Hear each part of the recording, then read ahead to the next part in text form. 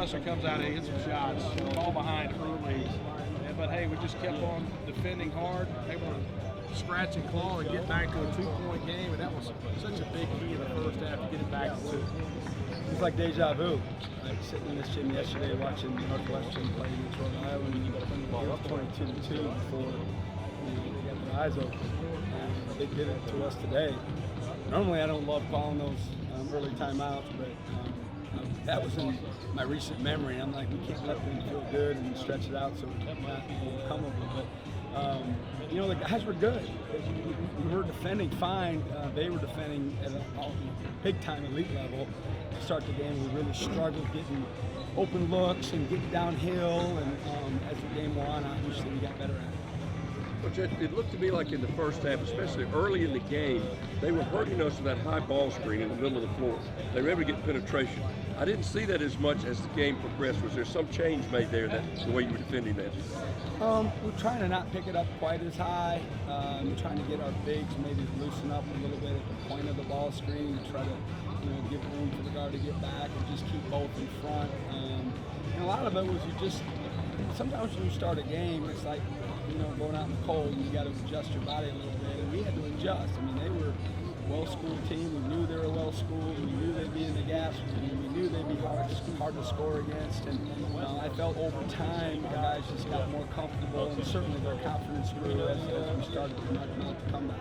Well, I know one of the things that you were really concerned about at halftime, the number of turnovers, because that's one of the things you really emphasized. Were the turnovers caused by their gap defense and us trying to over-dribble into that? Exactly. We had some sloppy ones, but certainly they had a lot to do with it. Our turnover percentage was 37. Okay, so almost 4 out of 10 possessions, we weren't getting shot off. And we only had 20 shots on goal at halftime.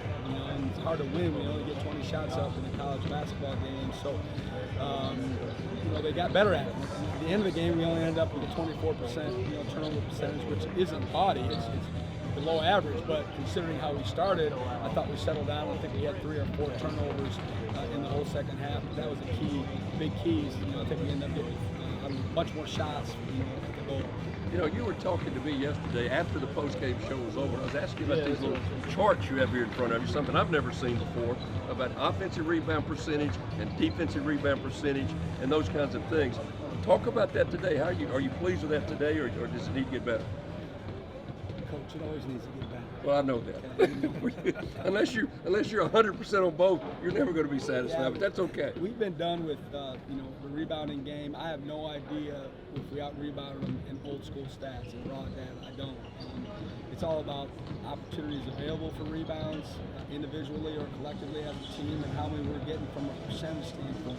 Same thing with turnovers, both ways, O and D. Like, sometimes you have a 15 turnover game, but it's a huge possession game. Sometimes you have an 8 turnover game, it's a low possession game, it's one and the same. So it's all about percentages, and we taught our guys what that's about, and we used that kind of language in our film room, on the court, and certainly timeouts, halftimes, etc. And so it just makes sense. The last thing, what about Josh Over today? What about? Were you happy with him today? Yeah. Did that make you happy? Did it make you smile? Well, he was a big reason why we won the game. The kid's got a ton of confidence. I've talked about him already in an infant career, but I don't get tired of talking about him because he's all about the right stuff. He's earned these moments already because of his work ethic, because of the type of kid he is, the quality of his character, the work that he's put in prior to coming here.